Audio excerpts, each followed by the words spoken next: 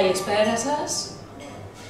Έχουμε μαζί μας στην εκπομπή Τέχνας και Πολιτισμός, έχουμε την τιμή να είναι μαζί μας σήμερα ο αξιότιμος κύριος καθηγητής, κύριος Νίκος Παπαδημητρίου, και θα κάνουμε μια κουβέντα, μια συζήτηση, γιατί έχει να μας πει πάρα πολλά ενδιαφέροντα πράγματα.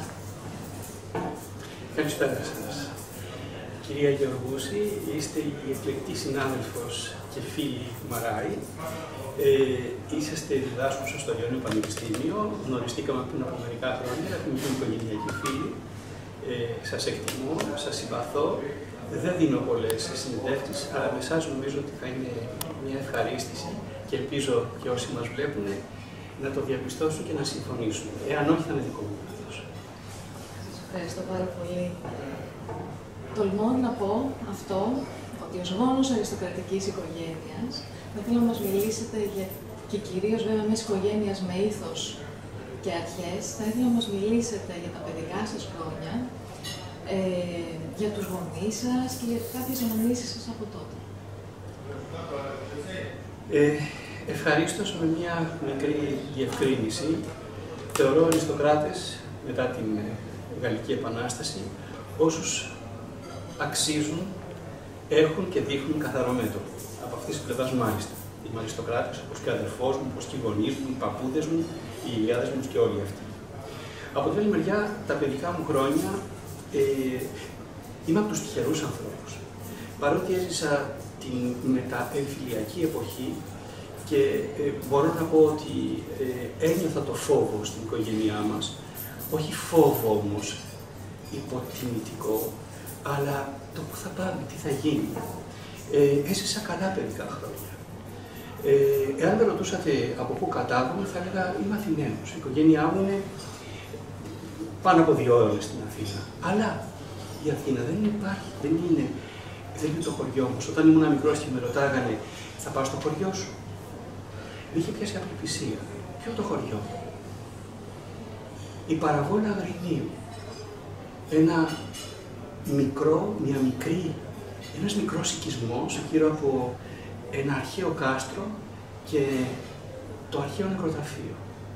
Το Αγρίνιο, όπου η αδερφή της γιαγιάς μου και ο σύζυγός της, ο γιατρός Νίκος Θεοδωρόπουλος, ασκούσε εκεί το λειτουργήμά του. Επιστρέφω στην Παραβόλα, όπου ο προπάπος μου, Αθανάσιος Παλαιώρας, υπηρετούσε εκεί και ήταν ο γιατρός όφης της περιοχής. Έζησα εκεί? Όχι. Μου λείπει το ότι δεν έχω χωριό. Λίγες φορές, ειδικά όταν ήμουν έφηβος, επισκέφτηκα την Παραβόλα και θυμάμαι ότι ανέβηκα στο κάστρο, έκανα βόλτα στο νεκροταφείο και ονειρευόμουν άλλες εποχές. Η Παραβόλα δεν είναι ένα απλό χωριό. Αν γνωρίζετε λίγο ιστορία, Αλεξάνδρεια, υποτικά τάγματα, η Παραβόλα ήταν και είναι και παραμένει ένας χώρος λίγο μυστηριώδης. Το Αγρίνιο όμως ήταν μια πραγματική πόλη, αστική τάξη. Θυμάμαι τότε ότι προσπαθούσα να προσποιηθώ την προφορά και γελούσανε. Γιατί και μου λέγανε υποτιμητικά, εσύ είσαι Αθηναίος.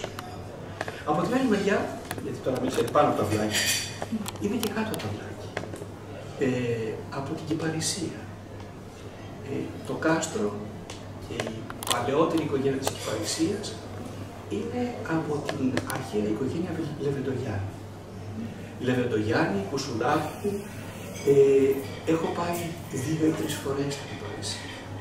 Η Καλαμάτα, όπου ήταν ο θείος μου στρατηγός Νικόλαος Λεβεντογιάννης, και στην οποία υπηρετεί τώρα ως εκπαιδευτικός ο αδερφός μου. Η Αθήνα του τότε, η Πλάκα, η Οδός και Αθηναίων, που δεν υπάρχουν πια αυτά. Άρα, αν με ρωτούσατε και για να μιλήσω γρήγορα, είμαι Κερκυραίος. Είμαι 27 χρόνια εδώ, λατρεύω την Κέρκυρα.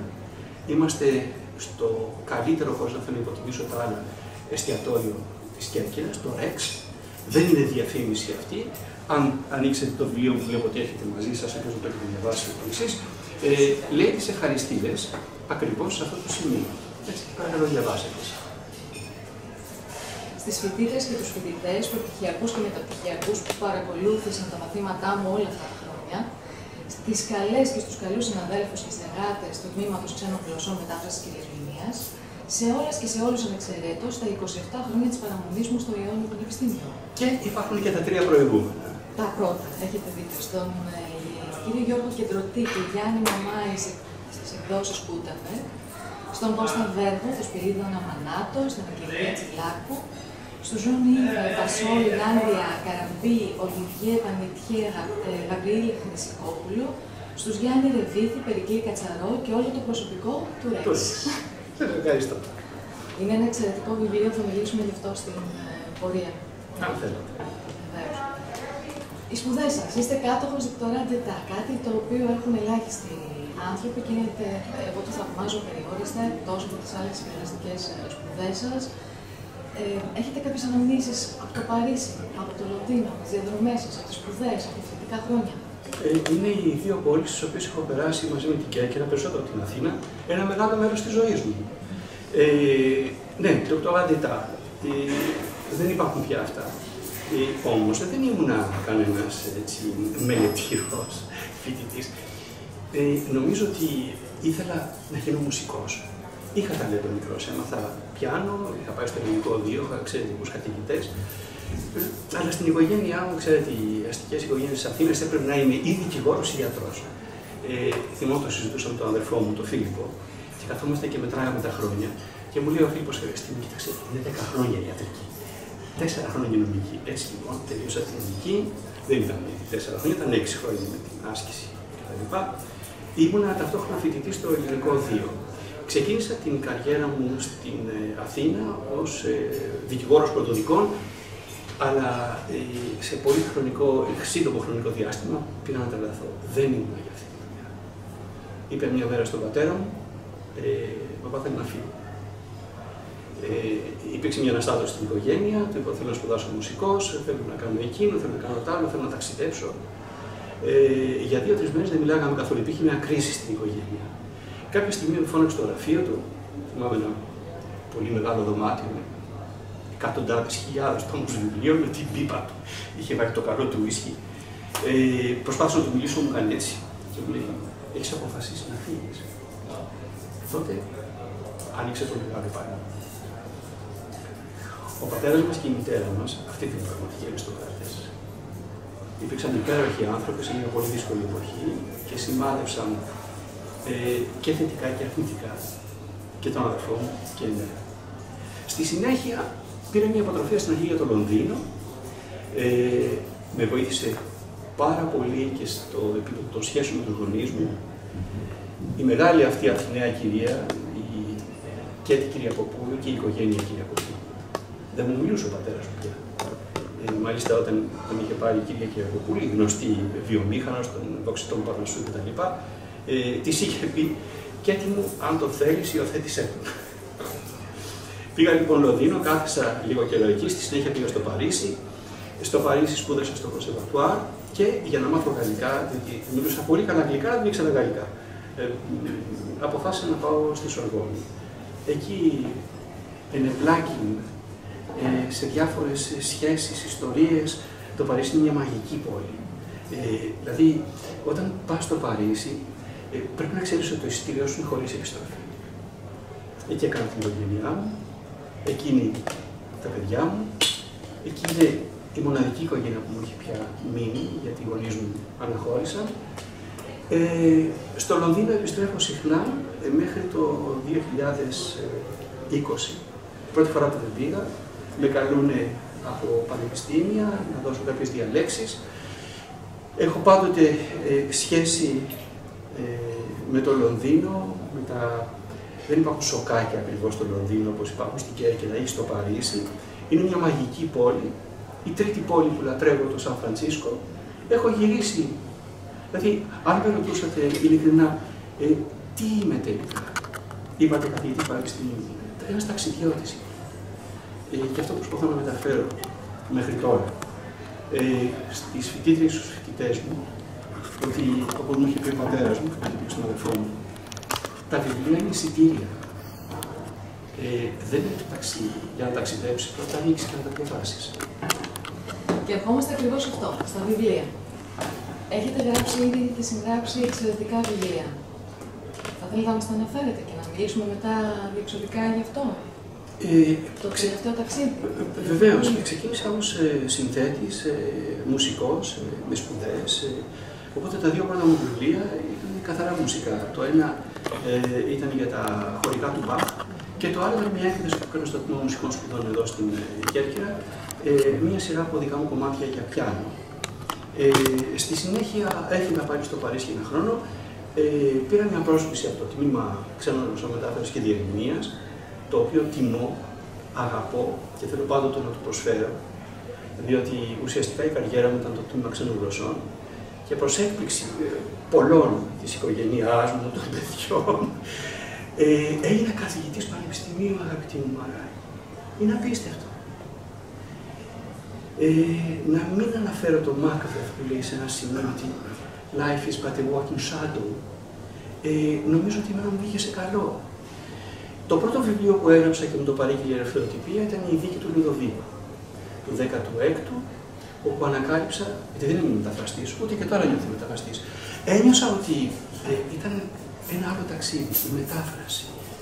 Το να πάτε στο Πανεπιστήμιο στη Σορβόνη και στη βιβλιοθήκη που έχει τα αρχεία της Δίκης, να δείτε πώς μιλούσαν οι άνθρωποι τότε.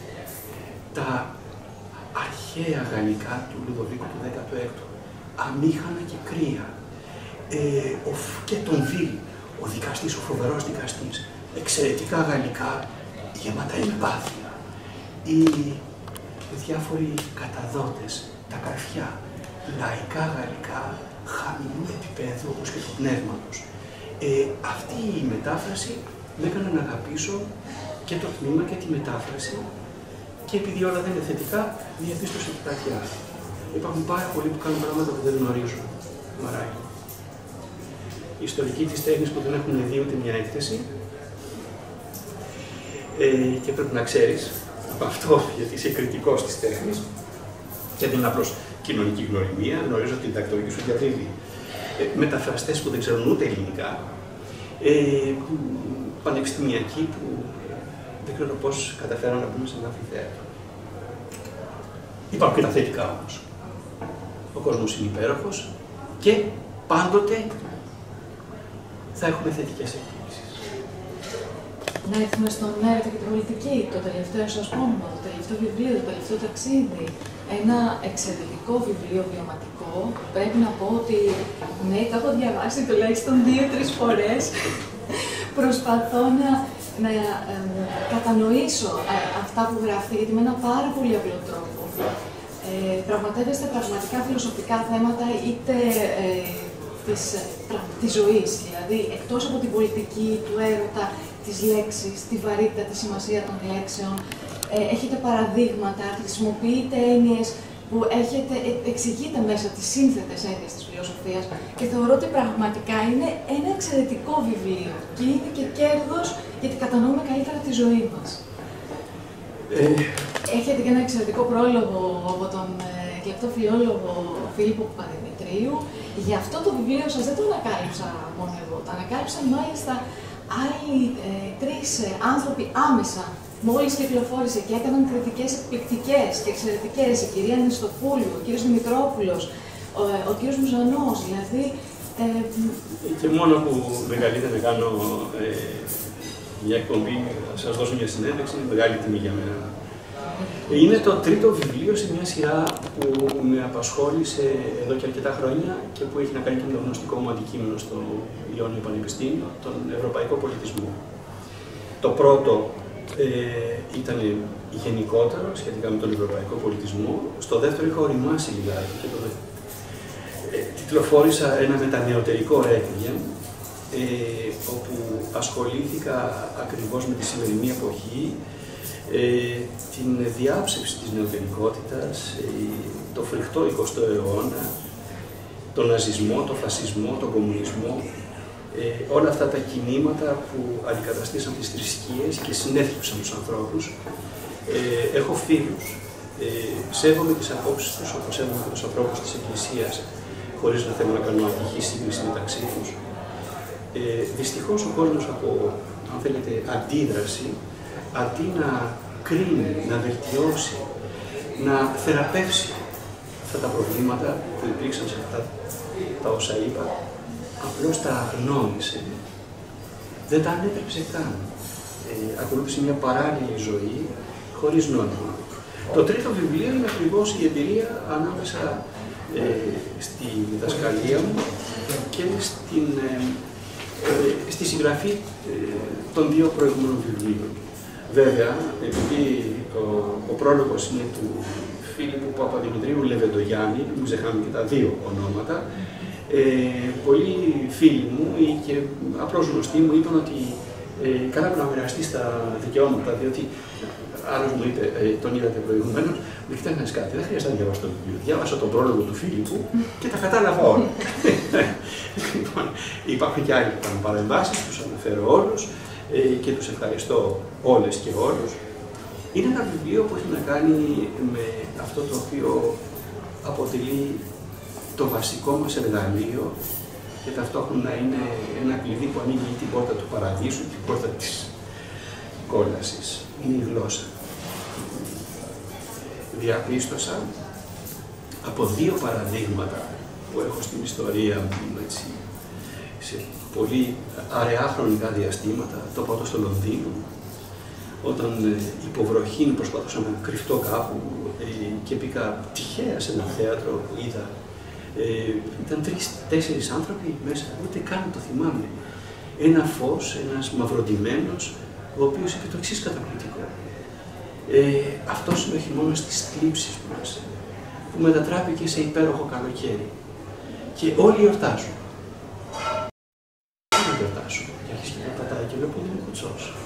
Και επειδή δεν μπορώ να γιορτάσω, και επειδή δεν με αγαπάνε και δεν μπορώ να με αγαπήσω, αποφάσισα να γίνω κακός. Είναι ο φοβερός Ριχάρδος ο τρίτος, ίσως μαζί με τον Μάκμπεθ και τον Άμλετ, τα τρία καλύτερα έργα του Σέξπιρ. Το δεύτερο ήταν σε ένα καφενείο στο Παρίσι, όπου ήταν ένα ζευγάρι που λέγε κοινοτοπίες, προσπαθούσαν να διαβάσουν την εφημερίδα μου, αλλά ξέρετε, καμιά φορά δεν έχουμε να κάνουμε τίποτα άλλο, ακούμε τον άλλον, και μου είπα τι λέει τώρα. Ήταν ένας χωρισμός και αντιλήφθηκα ότι και ο ερωτικός λόγος είναι πολιτικός λόγος. Με το ίδιο επίπεδο που έχει και η πολιτική. Κάποτε απίστευτο, υψηλό και κάποτε εξαιρετικά χαμηλό, θα έλεγα μέχρι αγιαστικό. Αυτό το βιβλίο, Έρος και πολιτική, μια σπουδή θανάτου. Εκτός σπουδή. Κάνετε συναυλίες και δίνετε διαλέξεις από τον κόσμο. Τα ταξίδια σας, οι διαλέξεις.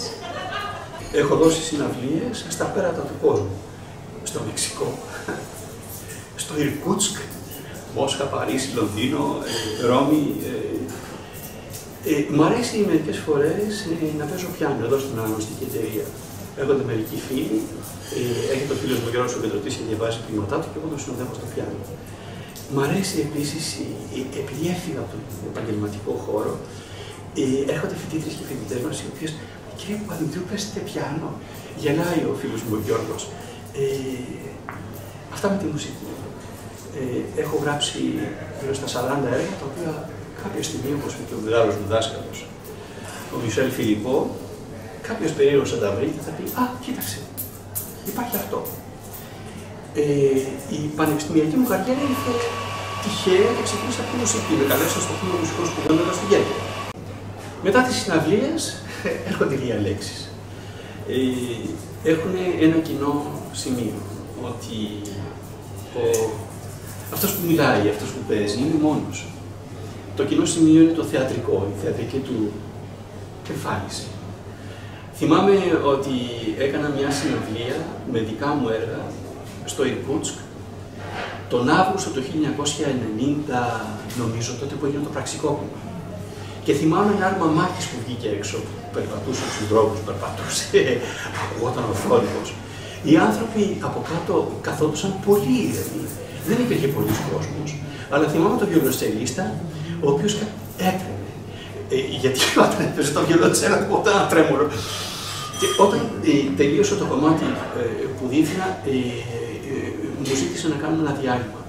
Και όταν σηκώθηκε, δεν φαντάζομαι να δει τη συνέντευξη, ήταν ένα πάρα πολύ καλό παιδί, αλλά ήθελε να πάρει τηλέφωνο στο σπίτι του στο Παρίσι, ήταν η γαλλική ορχήστρα, το Παρίσι είχαμε έρθει.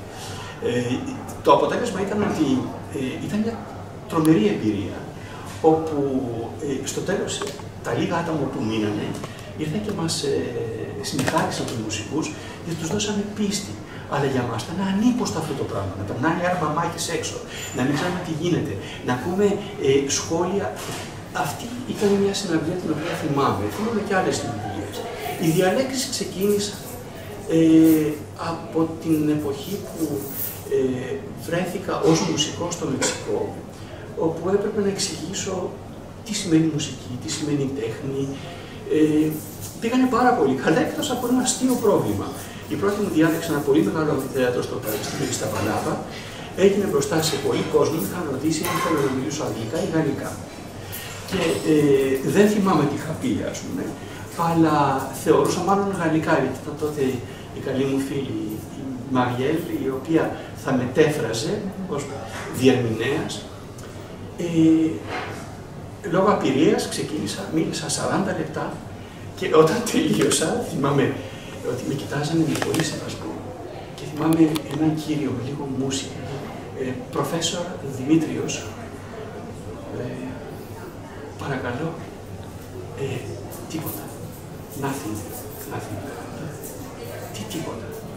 Δεν υπήρχε σύνδεση με μικρόφωνο, δεν υπήρχε διερμηνία και επί 40 λεπτά έλεγα διάφορα πράγματα. Τότε λοιπόν ένιωσα τέτοια μηχανία, πήγα να λιποθυμίσω. Και δεν ξέρω τι με έκανε, υπήρχε ένα μεγάλο πιάνο. Κάθισα στο πιάνο, κοίταξα ένα πρελούδιο του Μπαχ. Εντάξει, με χειροκροτήσαν, η αμηχανία μου ήταν τεράστια. Στο πανεπιστήμιο οι διαλέξεις είναι, θα έλεγα, αναγκαίες, για να μην πω υποχρεωτικές. Τι άλλο θα κάνετε σε ένα αμφιθέατρο. Έχετε να αντιμετωπίσετε, ο κόσμος αλλάζει πάρα πολύ. Τα νέα παιδιά, οι νέοι νεαρές και νεαροί συνάδελφοι δεν είναι οι ίδιοι που ήταν πριν από 10 χρόνια. Τους βλέπω καμιά φορά και τους θεωρώ μεγαλύτερους από μένα. Οι άνθρωποι γυρνάνε γρήγορα μαρά. Είναι απίστευτο αυτό. Βλέπω τα πιτσιρίκια τώρα που είναι βεβαίως ψηφοφόροι, συνάδελφοι ακαδημαϊκοί, είναι συνεχώς με το κινητό. Οπότε προσπαθούσα μέχρι τώρα εννοώ, να κάνω το μάθημα θεατρικό. Δεν μπορείς να μιλήσεις γλώσσα και πολιτική, γλώσσα της πολιτικής, ακόμα και στο μεταπτυχιακό, αν δεν παίξεις. Δεν μπορεί να μιλήσεις για τον γαλλικό πολιτισμό, για τη γαλλική γλώσσα, εάν δεν γυρίσεις στους φοιτητές και στις φοιτήτριες οι οποίοι μιλάνε και με το κινητό τους. Vous savez quoi? Je m'en fous comme de l'an 1000. Γυρίζουν και σε κοιτάνε. Τι πάνε να πει? Ποια είναι η μετάφραση του Je m'en fous comme de l'an 1000? Είναι η μετάφραση του προφητεία. Είναι το ότι περιμένουν όλη την καταστροφή του κόσμου στα γαλλικά το έτος 1000 και δεν έγινε. Οπότε τόσο πολύ με πείθηση, με ενδιαφέρεις με αυτά που λες και κάνεις, ώστε σε γράφω στα παλιά μου τα παπούτσια. Δεν μεταφράζεται βεβαίως ότι αδιαφορώ πως για το έτος 1000, δυστυχώς το έχω δει και αυτό. Αλλά κρατάει επαφή με τις φοιτήτες και τους φοιτητές και τους λέει ότι απέναντί σας είναι ένας άνθρωπος σαν και εσάς, γεμάτος ανησυχίες, φόβους, έρωτες, ανασφάλειες. Το βράδυ κοιμάται μόνος, σκέφτεται, ξυπνάει, ακούει ένα θόρυβο, ανησυχεί, πετάγεται πάνω, όπως όλες και όλοι εσείς. Κάποια εποχή θα το διαπιστώσετε λίγο περισσότερο. Ευκαιρία να πω, δεν το έχω πει ποτέ, ότι στα μαθήματά μου ερχόντουσαν 40, 50, 80 άτομα καμιά φορά, σε πιο ανοιχτά μαθήματα. Όταν άρχισα να διδάσκεις κάποια από τα δικά μου μαθήματα, κυρία Γεωργούση, αγαπητοί συνάδελφοι, ξεπεράσαν τους 100 και υπήρχε πρόβλημα με την αίθουσα. Θυμάμαι που έτρεχα να βοηθήσω να βρεθεί μια άλλη αίθουσα μεγαλύτερη και ήταν η πολύ συμπαθής κυρία Λατζά, δεν έχω πρόβλημα από τα ονόματα, ας πούμε, η οποία προσπαθούσε να βρει μια αίθουσα να κάνει μάθημα και εσένα σε ακολουθούσαν όλες και όλοι οι πρωτοετής φοιτητές. Αυτό σημαίνει, αγαπητή Μαράνη, ότι βρήκες το δρόμο που πρέπει να ακολουθήσεις, θα πρέπει να τον ακολουθήσεις και το χρωστάς σε όλα αυτά τα νεαρά άτομα. Σας ευχαριστώ. Τι είναι για σας η τέχνη? Η επιστήμη είναι τέχνη? Ο ρόλος της φιλοσοφίας στη σημερινή εποχή, με την κρίση των ηθικών αξιών, με όλα αυτά που μας περιγράψατε πριν, με τα νέα παιδιά που ξεκινούν τη ζωή τους. Σας βάζω πολλά. Αν μου έλεγε ένα τα παιδιά μου ότι δεν θα σπουδάσει φιλοσοφία, θα μου αυτό το μπαλκόνι. Κοιτάξτε, μη συζητάμε για φιλοσοφία, φιλολογία, μουσικολογία, για το όνομα του Θεού. Ας φανούν κάποτε ειλικρινείς και να πω αυτά τα πράγματα δεν υπάρχουν. Στη Γαλλία, αν πείτε ότι σπουδάζετε και είστε φοιτήτρια της φιλοσοφίας, θα σηκωθούν να φύγουν όλοι. Αν πείτε ότι είστε καθηγητής φιλοσοφίας, θα κουνήσουν το κεφάλι τους. Αν πείτε ότι είστε φιλόσοφος, τότε θα σας κοιτάξουν. Τότε θα σας κουνήσουν. Μεταφιλόσοφος φυσικά. Μουσικολογία. Παίξτε ένα βιβλίο του Σοπέν, παίξτε Μπαχ, παίξτε Μπετόβεν, μην το εξήγετε. Φιλολογία, ναι, διαβάστε ποίηματα, διαβάστε μυθιστορήματα, δεν ανάγκη να μιλήσετε για το Τολστόι, διαβάστε το. Η εξειδίκευση έχει φτάσει σε ένα σημείο που βαριόμαστε τους εαυτούς μας, εμείς οι ακαδημαϊκοί, οι επιστημονικοί, συνεργάτες του πανεπιστημίου, Χριστέ μου δηλαδή. Τέχνη. Τέχνη, όπως έγραψε ένας μεγάλος Άγγλος συγγραφέας, η τέχνη έχει τελειώσει. Διότι η κοινωνία έχει αλλάξει. Τέχνη κάνει ο καθένας μας. Τέχνη κάνετε εσείς όταν με ρωτάτε, τέχνη κάνω εγώ όταν σας απαντώ με τον δικό μου τρόπο. Τέχνη κάνετε όλοι σας, είτε συνειδητοί είτε ασυνείδητοι. Έχετε όλες και όλοι, οι περισσότεροι τουλάχιστον, Facebook. Αυτό είναι μια τέχνη. Είναι μια προσπάθεια δημιουργίας ενός εαυτού που θα θέλετε να είστε. Η επιστήμη, εδώ, με συγχωρείτε, μπορώ να πω το εξής, ότι όταν η επιστήμη γίνεται βεβαιότητα, μετατρέπεται σε θρησκεία και καταραίει. Όταν η επιστήμη θέτει ερωτήματα, τα οποία μπορούν να ανατραπούν, τότε δεν έχουμε τίποτα παρά την επιστήμη με μεγάλο έψιλο. Και η πολιτική μπορεί να είναι επιστήμη, αν και είναι επικίνδυνη επιστήμη. Και η τέχνη μπορεί να είναι επιστήμη. Δεν μπορείτε να διευθύνετε μια ορχήστρα, να γράψετε μια ενορχήστρωση, εάν δεν έχετε σπουδάσει ενορχήστρωση. Δεν μπορείτε να μεταφράσετε ένα ποίημα, αν δεν γνωρίζετε πάρα πολύ καλά και τη γνώσα και τη γλώσσα, την πρωτότυπη και τη γλώσσα στόχο. Έτσι, γνώση. Ναι, βέβαια, μπερδεύομαι. Η γνώση είναι απαραίτητη. Η γνώση είναι επιστήμη, αλλά ποτέ άκαμπτη. Γιατί γίνεται θρησκεία και κατάρρευση. Αγαπάτε το Θεό. Πιστεύετε, έχετε πει μάλλον ότι είναι κοινή ευρωπαϊκή γλώσσα. Τι κάνει ένας ηθοποιός, ποιος είναι ο ρόλος του θεάτρου? Ό,τι κάνει ο δυτικός άνθρωπος, να βγει από τον εαυτό του και να τον δει απ' έξω.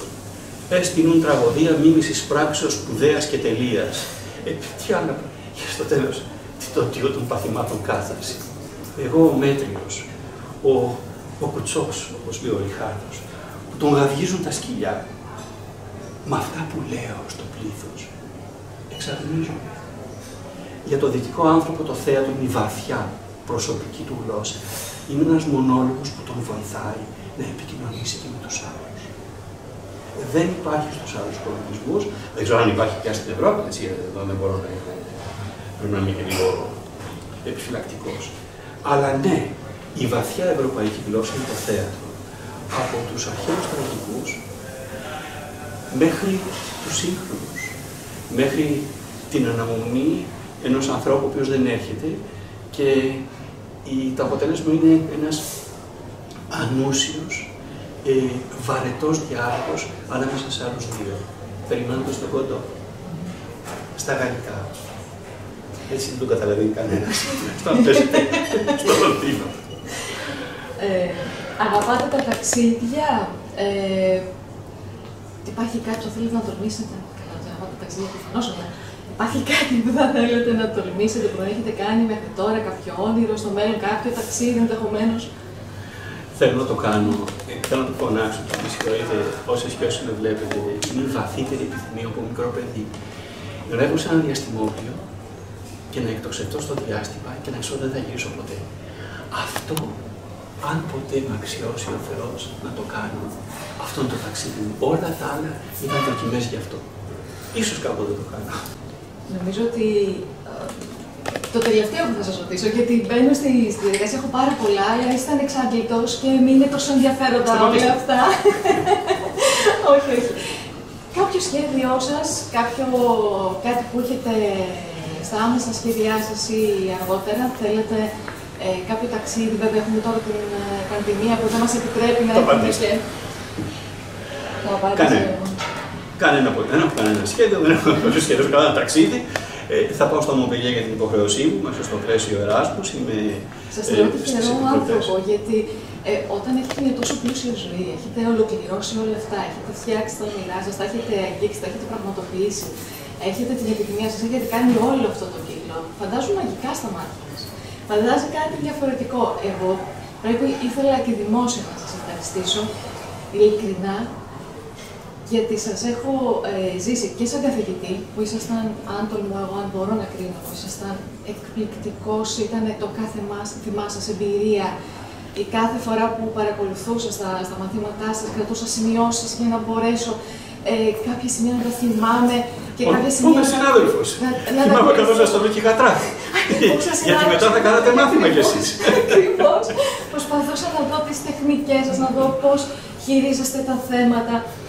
Να σας ευχαριστήσω και προσωπικά για την τιμητική αυτή συνέντευξη και για όλα όσα έχετε κάνει στην πορεία μου, στην δική μου την αρχή και για τους φοιτητές που στην αρχή εσείς ακολούθησαν μάλλον τη δική σας τάξη, τα δικά σας μαθήματα, οπότε τα παιδιά είχαν αγαπήσει ήδη από εσάς τα μαθήματα. Μαρά, ήρθαν περισσότεροι από ό,τι έρχονταν σε μένα, πρώτον.